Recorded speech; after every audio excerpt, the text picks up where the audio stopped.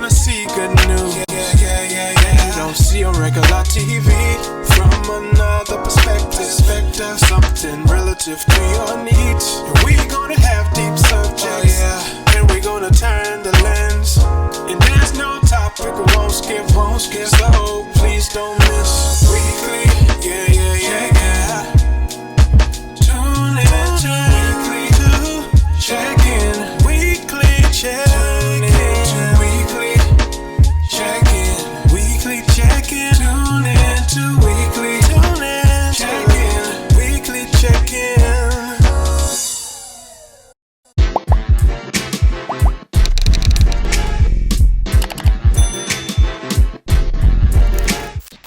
So, okay, here we go. My goodness. We starting off this weekly check-in in fire. So we're just going to continue on. We had all this whole agenda, but there's so much in the world that we need to discuss. It is so good to see you again, Dr. Sherice Janaye Nelson. How are you doing today?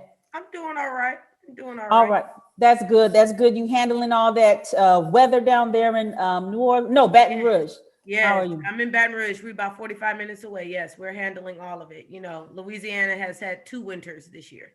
Yeah. There's a cold snap that's right now happening. Yeah, that is correct.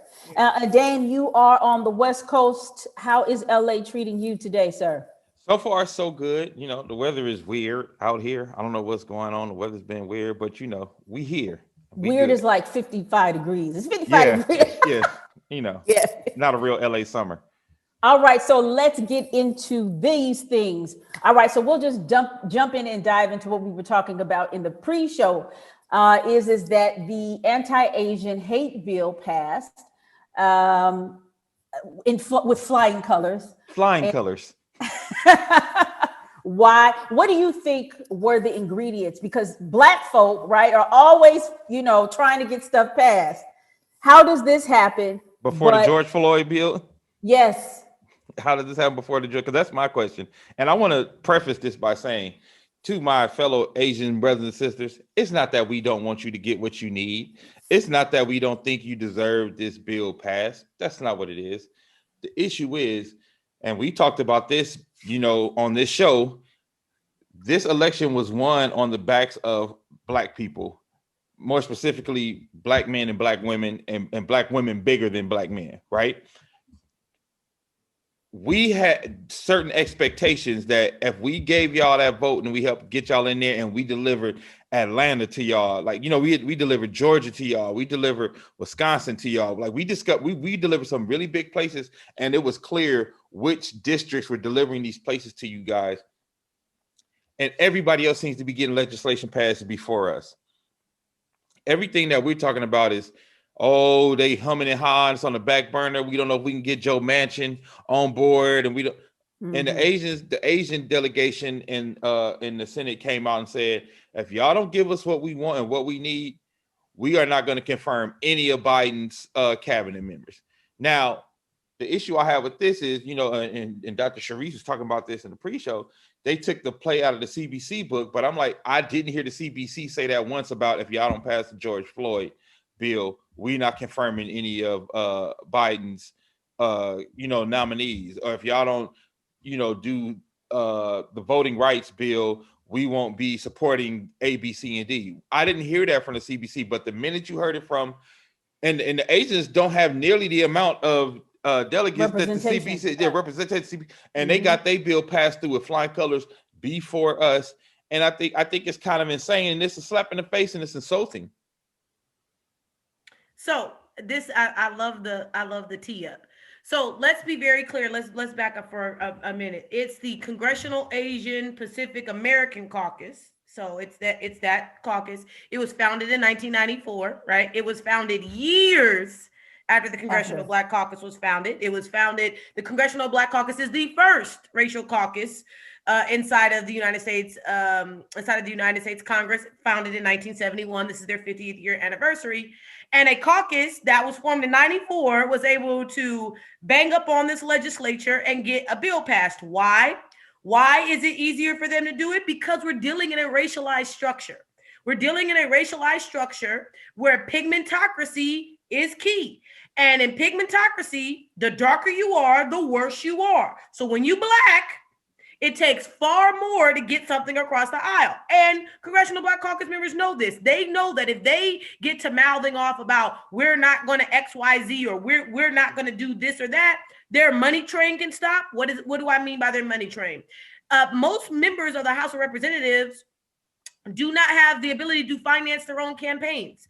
And they have to run every 2 years. It takes $250,000 to $500,000 to run such a campaign. If they hop out talking about, well, we're not going to do X, Y, Z, or we can't do X, Y, and Z, their money train could stop. There's history of investigations in the book of mine, the Congressional Black Caucus, 50 Years of Fighting for Equality. The book comes out in September. It talks about how a CBC member was sitting on the finance committee, and because he did not vote the way that they wanted him to, his wife then had an IRS investigation 2 weeks later. Right. So there's different rules of the game for Congressional Black Caucus members than there are for other racial caucuses. And this is why we need to put people on notice. It's not even just about the CBC not saying something. It's about the fact that you do not levy the same level of consequences on other racial caucuses when they do the same thing that the Congressional Black Caucus has done. They are the blueprint. Every other racial caucus is following the Congressional Black Caucus, yet the Congressional Black Caucus can't be as effective or cannot be as effective because of the other racialized strings that you're pulling behind the scenes that other racial caucuses don't have to worry about.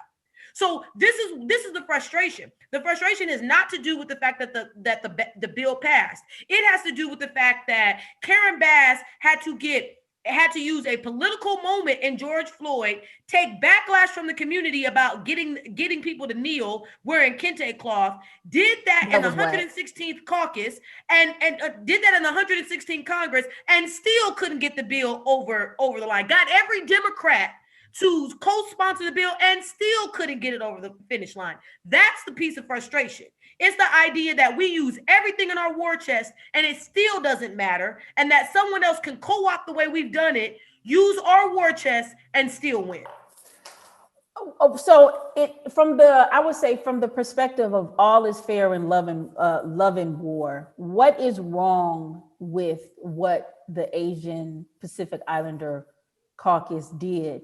If this is, I don't want to, what I'm saying, or maybe I should ask the question, what is it that the CBC has not been doing so effectively that places them still in such a powerless position, but it's or not about what they're not doing, a disrespected position? They are what can they do? Or what can be done? What can be done then? We have to call out the Democratic Party for what they're doing on the inside to these members. Mm-hmm. That's what it comes down to. It comes down to that the larger structure. Let me be very clear with you. Newt Gingrich came into the House of Representatives and tore up how influential the Congressional Black Caucus could be. Right? Tore it up, ripped it apart. Sorry, y'all. I'm sorry. My husband's walking in. Let me let him walk through real quick. Okay. Sorry about that, Wayne. Okay. Sorry about that, y'all. No problem. So let's be very clear.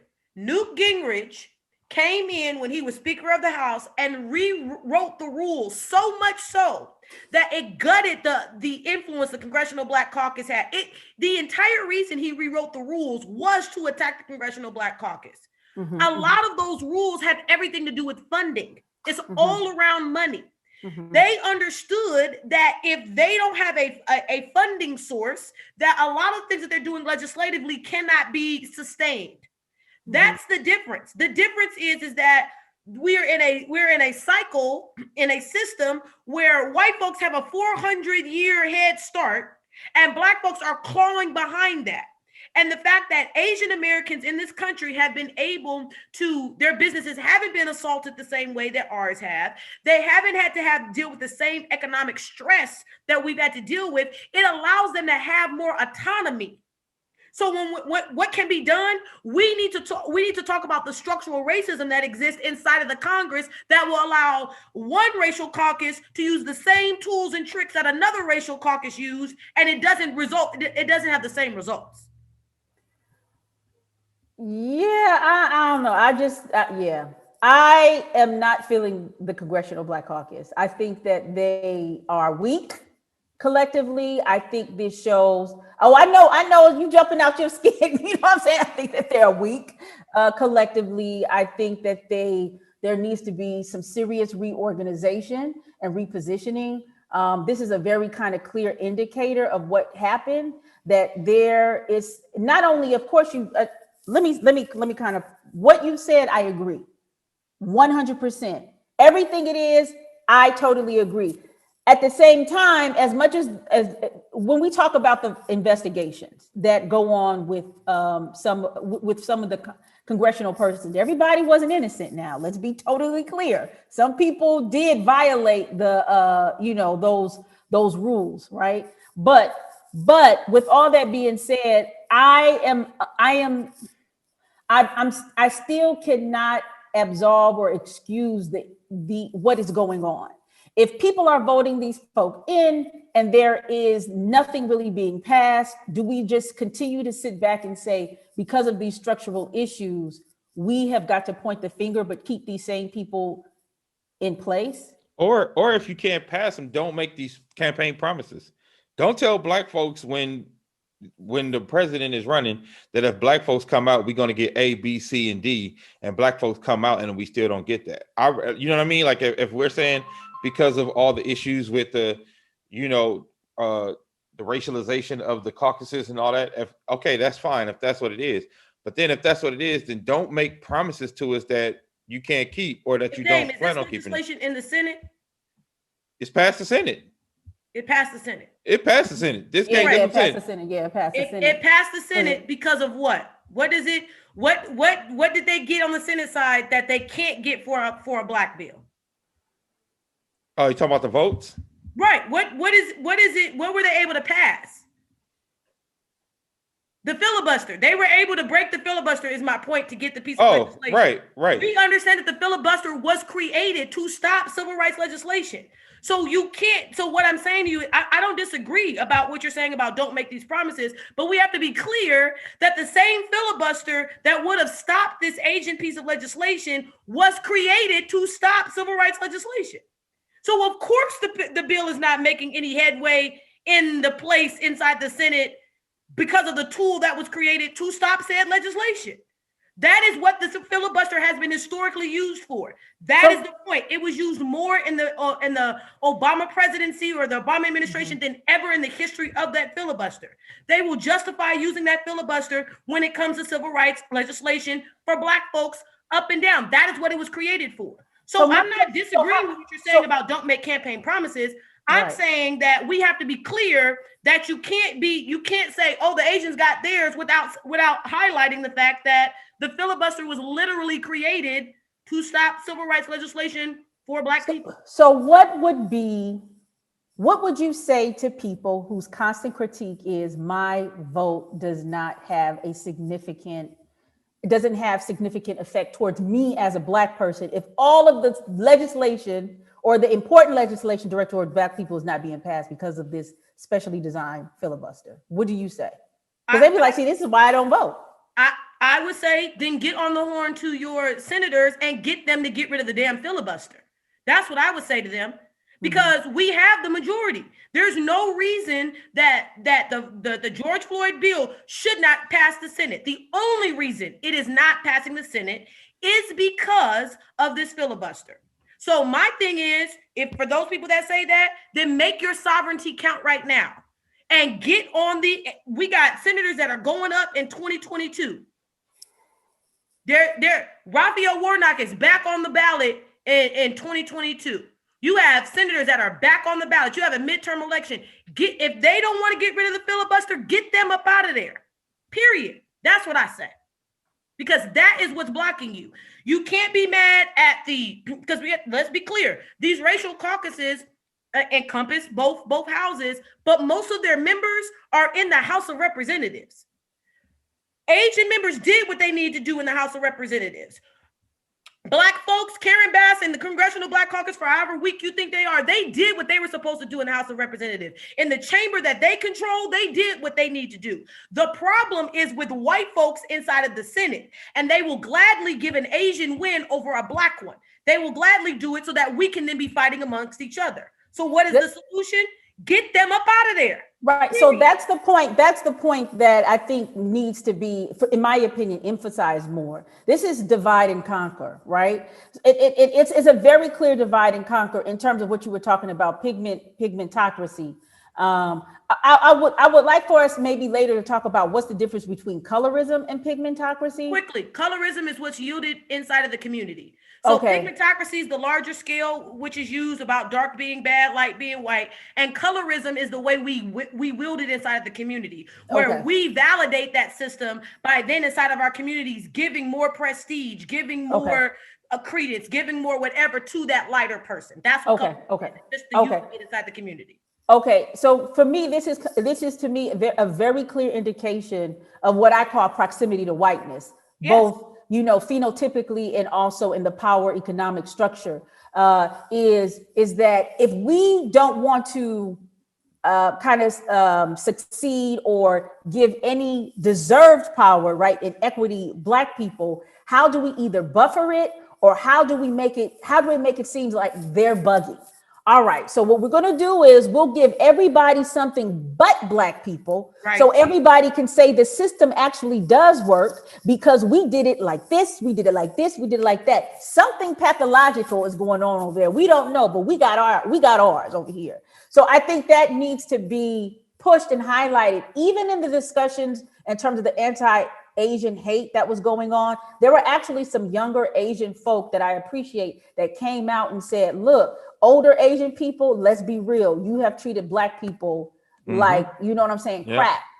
And so you expecting them to do something. This is such a false narrative that you're having this anti-Asian hate when really you've perpetuated a lot of anti-Blackness in there. So I really do appreciate that. But this is how white supremacy works.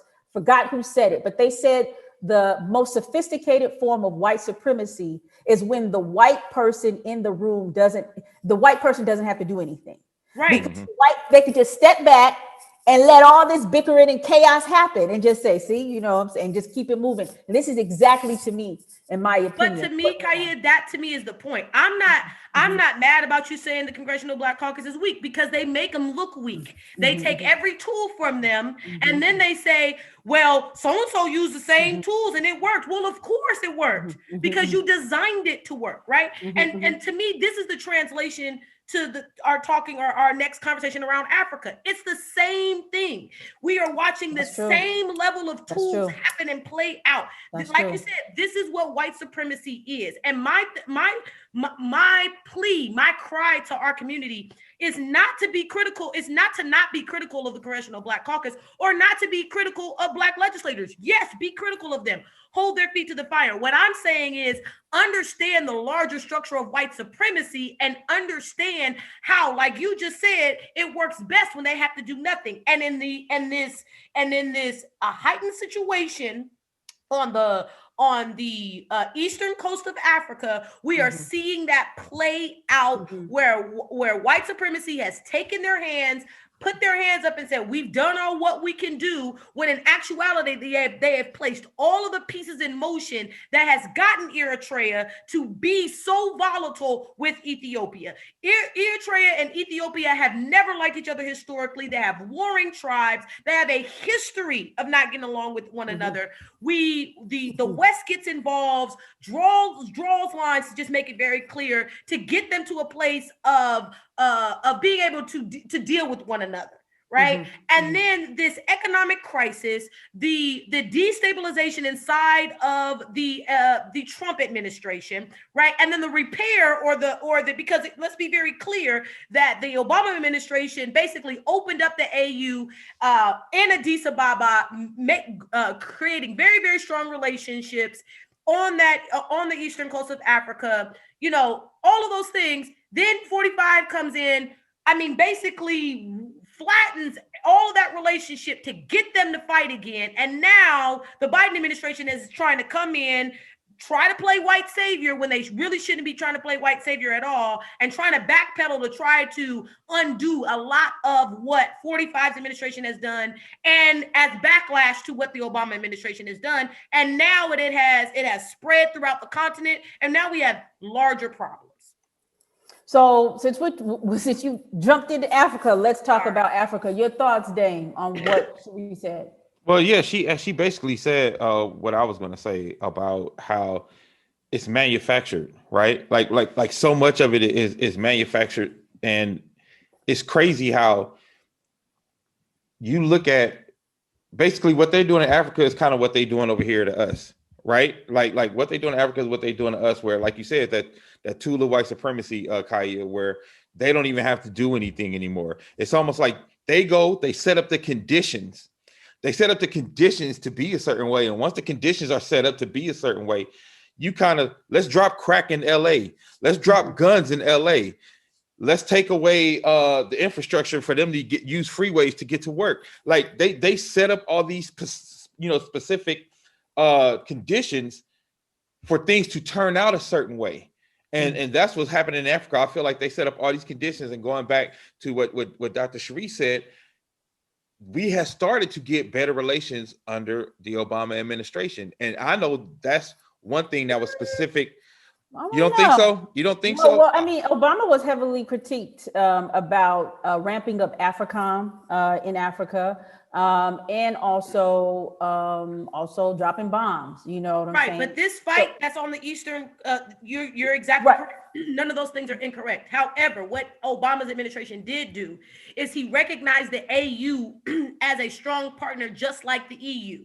Mm-hmm. And what he did was he had a summit that then, and Addis Ababa is just like Europe is in Brussels where the EU meets. Yeah. The AU meets in Addis Ababa. The AU is the African Union for those. Right. I'm sorry. Yes, the AU is the African Union. And so what Obama did in his administration is, I'm not here to not critique the AFRICOM situation, because it can be critiqued, absolutely. But what I am here to say is that he put the African Union on the same economic footing as the EU, and that pissed people off. And how did he do it? He did it by opening up relations with Addis Ababa. I had the former ambassador to the African Union lecture to my class last semester, and he broke down what the Obama administration did as far as opening up this business relationship by cutting out the U.S. as the middleman. So what he did is he had corporations, white corporations, let's just be clear, white corporations in the United States come and meet the heads, the presidents of these countries, so that the U.S. was just literally the host country where they came to meet. And remove themselves from the middleman. Now, what the U.S. has previously done is they've made it a three-way relationship, a triangle, where the U.S. has to get a cut. Obama said, we don't do that to Europe, so we're not going to do that to Africa. So we can critique his piece, and I'm not saying that we shouldn't, but I am saying to you that there's been no other U.S. president who has literally taken themselves out of the economic wheel when it comes then to the development of Africa. Well, that's because, in my opinion, we're upset about that. Well, that's because, in my opinion, that's because China was on the U.S.'s ass in terms of having access to Africa and its resources. The AU's new center where they meet was built by China, right? China has this global, what are they calling it? They're calling it the Silk Road. I call it the Silk Road 2.0, right? This massive global trading initiative of, what do you call this? Trains and planes and boats and everything that they're trying to span and be this economic, behemoth over the United States. So I think Obama, I'm not saying that what he did was not strategically good, but he had to do something in response to China, because China is buying up a lot of land in Africa. It has power over a lot of its natural resources. So there was, I think that was a direct response to that. Whereas prior to, I'm not disagreeing with anything that you're saying. Prior to, I think a lot in the eyes of a lot of the previous presidents, Africa was seen as this child who could not take care of itself. Yeah. Right. When we all know, we are all in agreement, exactly what happened in Africa is exactly what happened in the urban areas. Once the power structure that be realized that they couldn't control it, before they left, they gutted it. Just like Africa, they gutted Africa, they gutted Oakland, they gutted all of these places and were like, fend for self. How could you grow a nation? You know what I mean? When you have to start from scratch, you actually have de-developed, you know what I'm saying, or underdeveloped. Well, yeah, underdeveloped and destabilized governments, like Right. There and you destabilized go. governments There in you specific go. places, which is Mm-hmm. the big piece here, right? Mm-hmm. So I agree with what you're saying. Like, like you said, leaving, gutting it, taking the resources, but then destabilizing the government and then trying to put in, the government, the people that you want, to rock over in certain places. So I think that's like one of the issues. And I feel like a lot of this still, even with what Obama tried to do, but I think it's just because of such a long history of these kind of behaviors. I think we are starting to see like the continued, like the continued remnants of those things that were put in place. And I think Mm-hmm. that's what you're seeing. And now they're getting, and I do think China could be behind some of this in regards to giving certain regimes and militia resources, because you do want, what I'm saying, you want Same as certain the United people, States did. same as the United States did, Yeah. because you want certain people in play to make your plays for you when the government can't make those plays in those Right, but places. let's be very clear. There is no country in the world that altruistically goes into anywhere without some level of benefit. That's true. So Absolutely. That's true. let's That's true. stop positioning the Yep. United States to be any different than anybody else. Every country is always going to be looking for some level of advantage. Unfortunately, because of our history and because we were able to save some good white folks in Europe, we have more favor to the rest of the world because we were able to save some key white folks in Europe and be able to amass some money. And so after that, everybody was like, well, we rather F with you than F with anybody else, right? That's been the situation. So I want to be very clear about that. And I don't want to then make the United States seem to be this savior that comes in without their own interests. However, let's still be very clear that there had been no other administration that even recognized the African Union to be even on the same level as the European Union. There was no westernized country that was even doing that. So I'm not saying that to say that we should be happy about that. I'm saying that by recognizing me as an adult at the table, then at least get at the table. All of us Black, we done grown up in a family household. You already know that we're being promoted to the grown folks table. It means something versus having Easter dinner, a Christmas dinner at the kids' table. And if for all intents and purposes, we have kept African leaders, the global landscape has kept African leaders at the kids' table. And what Obama said was, wait a minute, why are they at the kids' table? Bring them to the adult table, and they get to advocate for themselves. They get to talk for themselves the same way. What happened during 45? Oh no, those are shithole countries. They don't get to advocate for themselves. They go back to the kids' table. They go back to the kiddie table. They go eat what we tell them to eat and what we serve them. And I guess my point to you is just that little action. Just a little action of hosting all 54 of the heads of state in the United States, in Washington, D.C., making the CEO show up. If you were a business that wanted to do, if you were a business in the United States that wanted to do business with an African country, you had to bring your CEO. If you didn't bring your CEO, you were not invited. That little action got 45 and they banned the soldiers so pissed off that they have started what we are seeing on the eastern coast of Africa. That is how fragile white folks are, because what they know for a fact is this: if they level the playing field, if we even get it halfway level, they're gonna lose every single time. So they have to continue to create situations where things are uneven so that they will have the upper hand, because they're not gonna lose their 400-year head start over nothing. Let me say this also, when and this is not but bashing Obama, but I recall that Obama went to Africa, and his first kind of tour of Africa, and a lot of his speech was chastising the leaders in terms of they got to do better, they got to run better, and a lot of them were looking at him like, don't come over here and tell us how to handle stuff. You need to handle stuff in the United States before you come over here. That was just a side note. I really think though, in that region, that Tigray region, there's something similar to Haiti, because Ethiopia has this very proud history of never being colonized. There's like this constant in, the psyches of white supremacy to keep this disorder in that area, just like Haiti. It's always the one at the bottom of the barrel because they were the only, place where enslaved people freed themselves and formed their own nation. So it's like, if you have this white power global structure, right? Let's be clear though about Obama. You're exactly right. He did go to a lot of these countries and chastise them. And as the Bible said, he didn't let the right hand know what the left hand was doing, because as soon as he chastised them, the news media was all awash in that. And then Charlie Rangel passed the bill and cut him a check. So they were working, right, because they understood the white supremacy system, right, in many ways. Obama did this with Howard. Anytime he went to go visit a black anything, he had a chastising word out of his mouth, because I think is garbage. What was almost guaranteed was a check on the back end.